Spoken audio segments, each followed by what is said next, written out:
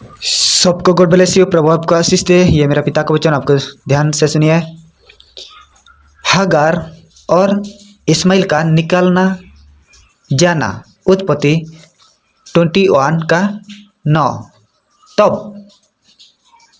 तब सारा को मिस्री हागार का पुत्र जो अब्राहम से उत्पन्न हुआ था हंसी करता हुआ दिखाई पड़ा। इस कारण उसने अब्राहम से कहा, इस दासी को पुत्र सहित निकाल दे, क्योंकि इस दासी का पुत्र मेरे पुत्र इसहाक से साथ भागी न होगा। यह बात अब्राहम को अपने पुत्र के कारण बुरी लगी।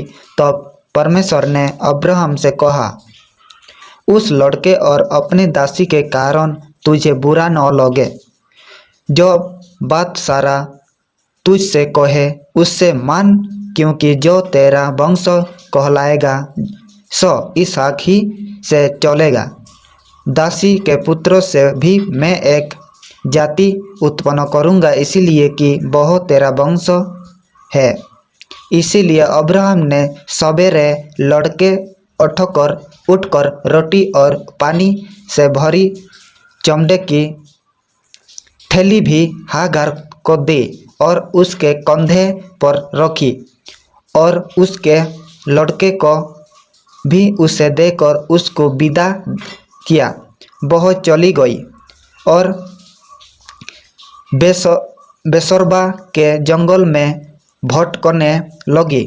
जब थैली का जल समाप्त हो गया तब उसने लड़के को एक झाड़ी के नीचे छोड़ दिया और आप उससे तीर भर के टोपे पर दूर जाकर उसके सामने जो सोचकर बैठ गई, मुझको लड़के की मृत्यु देखनी न पड़े। तब वह उसके मानने बैठी हुई चिल्ला चिल्ला कर रोने लगी। परमेश्वर ने उस लड़की की सुनी और उसके दूत ने स्वर्ग से हागार को पुकार कर कहा, हे हागार, तुझ क्या हुआ? मत डर, क्योंकि जहाँ तेरा लड़का है वहाँ से उसकी आवाज़ परमेश्वर को सुन पड़ी है। उठ, अपने लड़के को उठा और अपने हाथ से संभाल, क्योंकि मैं उसके द्वारा एक बड़ी जाति बनाऊंगा। तब परमेश्वर ने उसकी आंखों खोल दी और उसको एक कुआं दिखाई पड़ा।